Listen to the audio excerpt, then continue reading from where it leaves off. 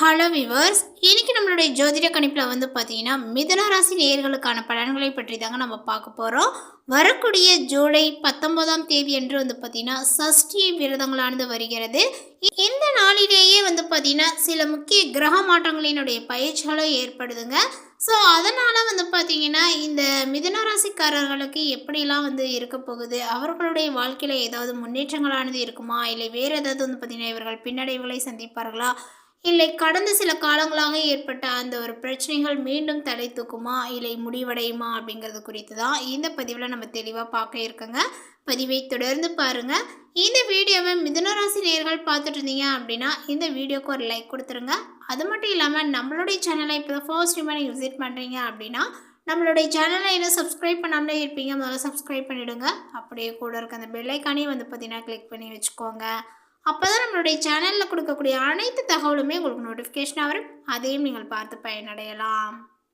இந்த சஷ்டி விரத நாட்கள் வரக்கூடிய நாட்களிலேயே இந்த கிரக மாற்றங்களினுடைய பயிற்சிகளும் ஏற்பட்டு இருப்பதனால இவர்களுக்கு முருகனினுடைய ஆசையானது பார்த்திங்கன்னா கிடைக்குமா, முருகனினுடைய அருளாசையானது இந்த மிதுன ராசிக்காரர்களுக்கு பார்த்திங்கன்னா கிடைக்குமா, இல்லை அவர் மூலமாக இவர்களுக்கு ஏதாவது பார்த்திங்கன்னா புதுவிதமான பிரச்சனைகள் உருவாக இருக்க போகிறதா, முருகப்பெருமான் இவரை பார்த்திங்கன்னா எந்த அளவுக்கு இந்த காலகட்டத்தில் வச்சிருக்கிறாரு, அவர்களுக்கு ஏற்படக்கூடிய பிரச்சனைகளை தடுப்பாரா அப்படிங்கிறது குறித்து எல்லா விஷயத்தையுமே இப்போ நம்ம பார்க்க போகிறோம். அதே போல் உங்களுக்கு பார்த்திங்கன்னா முருகப்பெருமானை பிடிக்கும் அப்படின்னா ஓம் முருகா போற்றி அப்படின்னு சொல்லிட்டு பார்த்திங்கன்னா மறக்காமல் பதிவிடுங்க. அதேபோல் உங்களுக்கு ஏதாவது கஷ்டங்கள் துன்பங்கள் துயரங்கள் இருக்குது, அதனால் என்னோடய இஷ்ட தெய்வமாக பார்த்திங்கன்னா முருகப்பெருமானை நான் வழிபாடு செய்கிறேன் அப்படின்னாலும் மறக்காமல் பார்த்திங்கன்னா உங்களுக்கு முருகனுடைய அந்த ஒரு மந்திர வரிகள்லாம் பார்த்திங்கன்னா நீங்கள் குறிப்பிடலாம். ஸோ இந்த மிதுன ராசிக்காரர்களுக்கு பார்த்திங்கன்னா இப்போ ஜூலை 19ஆம் தேதி அன்று என்ன விஷயங்களானது நடக்க போகுது, இதனால் இவர்கள் எந்த மாதிரியான ஒரு பரிகாரத்தை செய்து கொள்ளணும் அப்படிங்கிறது குறித்து எல்லாமே இப்போ பார்த்துடலாங்க. யானையை பூனையாக்குவது, பூனையை யானையாக்குவது என்பது போல் எந்த விஷயத்திலுமே சின்னத்தை பெரியதாகவும் பெரியதை சிறியதாகவும் மாற்றக்கூடிய கலையை அறிந்த மிதுன ராசிக்காரர்களே, இந்த காலகட்டங்களானது உங்களுக்கு தேவையான உதவிகள் கிடைக்கும் அப்படின்னு சொல்லலாம்.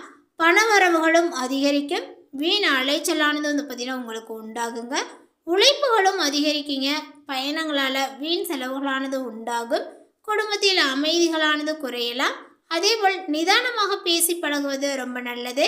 கணவன் மனைவிக்கிடையே ஒருவரை ஒருவர் அனுசரித்து செல்வது நன்மையை கொடுக்கும். பிள்ளைகள் மீது கூடுதல் கவனத்தை செலுத்துவது ரொம்ப நல்லதுங்க. உங்களுடைய பொருட்களை பாதுகாப்பாக வைப்பது ரொம்ப அவசியம்.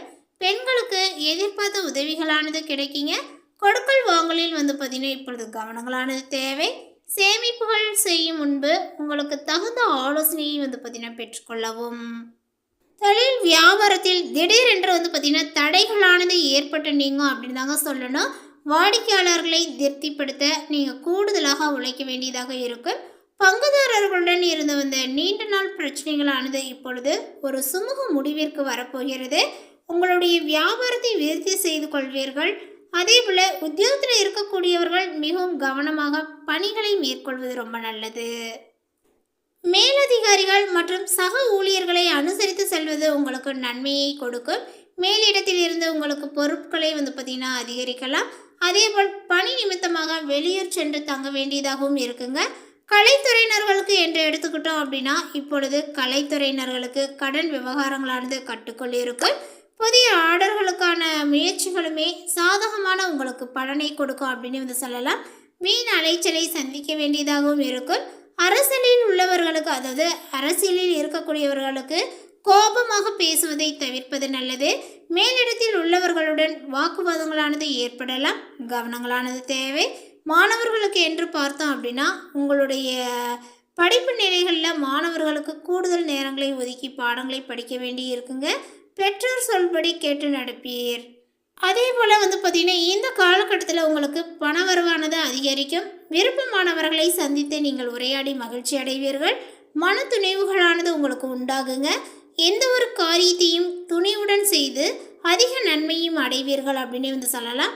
போட்டி பந்தயங்களில் ஈடுபடுவதை தவிர்ப்பது நல்லது.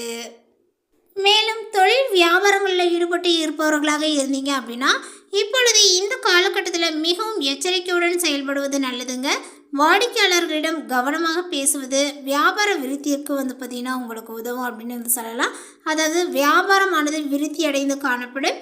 உத்தியோகத்தில் இருப்பவர்கள் கோபப்படாமல் மேலதிகாரிகள் சொன்ன வேலையை செய்து முடிப்பது ரொம்ப நல்லது. சக ஊழியர்களுடைய பேச்சை கேட்டு நடப்பதை தவிர்ப்பது நன்மையை கொடுக்கும் அப்படின்னு சொல்லலாம். அதே போல் பார்த்திங்கன்னா கணவன் மனைவியினுடைய நெருக்கங்களானது அதிகரிக்கும். ஆனால் வாக்குவாதங்களை கொஞ்சம் தவிர்ப்பது நல்லது. உறவினர்களுடன் பேசும்போது நிதானத்தை கடைபிடிப்பது நல்லதுங்க. பிள்ளைகளுடைய நலனில் அக்கறையும் செலுத்துவீர். மேலுமே உங்களுக்கு 2ஆம் மற்றும் 3ஆம் இடங்களில் சுக்கிரனுடைய பலம் பெற்று சஞ்சரிப்பதனால உறவினர்கள் மூலமாக நல்ல செய்திகளானது உங்களுக்கு கிடைக்கும். புதிய வாகன யோகங்களானது சிலருக்கு ஏற்படுங்க. புது வீடு கட்டக்கூடிய யோகங்களும் உண்டு. அதே போல் பார்த்திங்கன்னா உங்களுக்கு லோன் ஆனது எளிதில் கிடைக்கக்கூடும். கடன் பிரச்சனைகள் பார்த்திங்கன்னா சிறிதாக குறையும் அப்படின்னு சொல்லலாம். கொடுத்த பணம் வசூலாகும். அதேபோல் 2ஆம் இடமான தனஸ்தானத்தில் பார்த்திங்கன்னா இப்பொழுது குரு பகவான் சஞ்சரித்து வருவதனால உங்களுக்கு தனவரவுகளானது பார்த்திங்கன்னா உண்டாகுங்க. தொழில் வியாபாரங்கள் செழிப்பை ஏற்படுத்தும். குடும்ப ஒற்றுமைகளானது பார்த்திங்கன்னா மேலோங்குங்க. திருமண சுபகாரியங்களானது நடக்கும். வருட கோள்களில் பார்த்திங்கன்னா 10ஆம் இடமான தொழில் ஸ்தானத்தில் இப்பொழுது சனி பகவான் பார்த்திங்கன்னா அமர்ந்திருக்கிறாரு. ஸோ அதனால் பார்த்திங்கன்னா உங்களுக்கு புதிய பதவிகள், பதவி உயர்வு, பட்டங்கள் என்று பார்த்திங்கன்னா கிடைக்கக்கூடும் அப்படின்னு சொல்லலாம். அந்நிய மொழிக்காரர்களினுடைய அதாவது அந்நிய மொழிக்காரர்களினுடைய உதவிகளானது பார்த்திங்கன்னா உங்களுக்கு கிடைக்கக்கூடும். மருத்துவ செலவுகளுமே பார்த்திங்கன்னா இப்பொழுது கட்டுக்குள் வந்திருக்கும் அப்படின்னு சொல்லலாம். முன்னெல்லாம் பார்த்திங்கன்னா அடிக்கடி உங்களுக்கு மருத்துவ செலவுகள் ஏற்பட்டுகிட்டே இருக்கும். அந்த மருத்துவ செலவுக்கே பார்த்திங்கன்னா உங்களுடைய வருமானமானது பற்றாக்குறையாக ஏற்பட்ட நிலைகளானது உண்டாயிருந்த நிலைகள் எல்லாமே இப்பொழுது பார்த்திங்கன்னா மாறக்கூடும் அப்படின்னு சொல்லலாம். இப்பொழுது பெரிதாக பார்த்திங்கன்னா மருத்துவ செலவுகளாக உங்களுக்கு ஏற்படாது. அதை நீ பார்த்திங்கன்னா நீங்கள் தகர்த்திருப்பீங்க அப்படின்னு சொல்லலாம். சூரியன் பார்த்திங்கன்னா இப்பொழுது 1 மற்றும் 2ஆம் இடத்துல சஞ்சரித்து வராரு. ஸோ அதனால் அரசாங்க பகைகள் வரக்கூடும். யாரையுமே பகைத்து கொள்ளாதீர்கள். முன்கோபத்தை கொஞ்சம் தவிர்ப்பது நல்லதுங்க. உங்களுடைய அவசர முடிவுகளால் பணம் இழக்கக்கூடிய அபாயங்களும் உண்டு. ஸோ கவனங்கள் தேவை. அதே போல் பார்த்திங்கன்னா செவ்வாய் 12ஆம் இடமான விரயஸ்தானத்தில் சஞ்சரிக்கிறாரு. ஸோ அதனால் ஆடம்பர செலவுகளால் பார்த்திங்கன்னா உங்களுக்கு கடன் சுமைகளானது உண்டாகும். முன்கோபத்தை கொஞ்சம் தவிர்ப்பது நல்லதுங்க. இந்த காலகட்டத்தில் புதனும் பார்த்திங்கன்னா ராசிக்குள் வக்ரகதியில் சஞ்சரிப்பதனால மந்த நிலைகளானது காணப்படும். எந்த ஒரு வேலையாக இருந்தாலுமே பிறகு பார்த்து கொள்ளலாம் என தள்ளி போடுவீர்கள். ஞாபக மறதியானது அதிகமாக காணப்படும். ஆன்லைன் மற்றும் பங்குச்சந்தை முதலீடுகளை கொஞ்சம் நீங்கள் தவிர்த்து கொள்வது சிறந்தது. இப்போ பார்த்திங்கன்னா கேது 3ஆம் இடத்துல பலப்படுவதனால உங்களுக்கு மறைமுக எதிர்ப்புகள் விலகக்கூடும். எதிரிகளினுடைய தொல்லைகளுமே பார்த்திங்கன்னா குறையுங்க. தொழில் போட்டிகளானது இருக்காது. சுயசிந்தனை சிறப்புடன் செயல் வடிவத்தை பார்த்திங்கன்னா கொடுப்பீர்கள் அப்படின்னு சொல்லலாம். 9ஆம் இடத்துல ராகு சஞ்சரித்து வருகின்றார். அதனால் உங்களுக்கு பார்த்திங்கன்னா தந்தையாருடன் அடிக்கடி வாக்குவாதங்களானது ஏற்படும். இதனால் மன உளைச்சலும் சங்கடங்களுமே பார்த்திங்கன்னா உண்டாகுங்க. பங்காளிகளுக்குள் பார்த்திங்கன்னா விட்டு கொடுத்து செல்வது ரொம்ப சிறந்தது. அதாவது பங்காளி உறவில் இருக்கக்கூடியவர்கள்ட்ட பார்த்திங்கன்னா கொஞ்சம் எந்த ஒரு விஷயமாக இருந்தாலும் சரி விட்டு கொடுத்து செல்வது நல்லது. யாரையுமே பார்த்திங்கன்னா பகைத்து கொள்ளாதீர்கள்.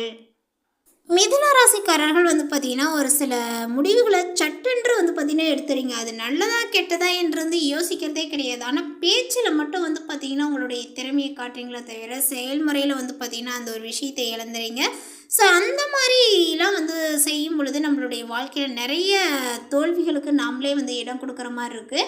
ஸோ அதனால் பார்த்திங்கன்னா அந்த முன் கோபங்கள், அந்த முன் யோசனை இந்த மாதிரிலாம் செய்யணும். அப்போ தான் பார்த்திங்கன்னா முன் கோபத்தை தவிர்க்கணும். இந்த மாதிரி இருந்தீங்கன்னா உங்களுடைய வாழ்க்கையில் பார்த்தீங்கன்னா நல்ல ஒரு முன்னேற்றங்கள் காணப்படும். சட்டுன்னு பார்த்திங்கன்னா எந்த ஒரு முடிவும் எடுக்கக்கூடாது. அதே போல் பண விஷயங்கள்லாம் பார்த்திங்கன்னா உங்களுக்கு நிறையவே என்ன சொல்கிறது ஒரு முன் யோசனையே இல்லாமல் பார்த்திங்கன்னா அதை எடுத்து செலவு பண்ணிடுறீங்க. அது கடனா, அது இல்லையா, இல்லை அது சேமிப்பா அப்படின்றதெல்லாம் பார்க்கறது கிடையாது. அப்போதைக்கு கையில் இருக்கா போடு நவுத்து வேலைய முடியும் அப்படிங்கிற மாதிரி இருக்கிறீங்க. அந்த மாதிரிலாம் இருந்தால் நம்மளுடைய வாழ்க்கையில் வந்து பார்த்திங்கன்னா முன்னேற்றத்தையும் வந்து எதிர்பார்க்க முடியாது. மேலும் மேலும் வந்து பார்த்திங்கன்னா பின்னடைவுகளை மட்டுமே வந்து சந்திப்பீர்கள். ஸோ அதனால் வந்து பார்த்திங்கன்னா எந்த ஒரு விஷயத்தை செய்தாலும் உங்களுக்கு வந்து பார்த்திங்கன்னா முன் யோசனை வேண்டும். அதேபோல் உங்களுக்கு தெரியல அப்படின்னாலும் மற்றவர்களிடம் பகிர்ந்து அவர்களுடைய ஆலோசனையை பெற்று சரியா தவறா என்று வந்து பார்த்திங்கன்னா நீங்கள் முடிவெடுப்பது தான் சிறந்தது.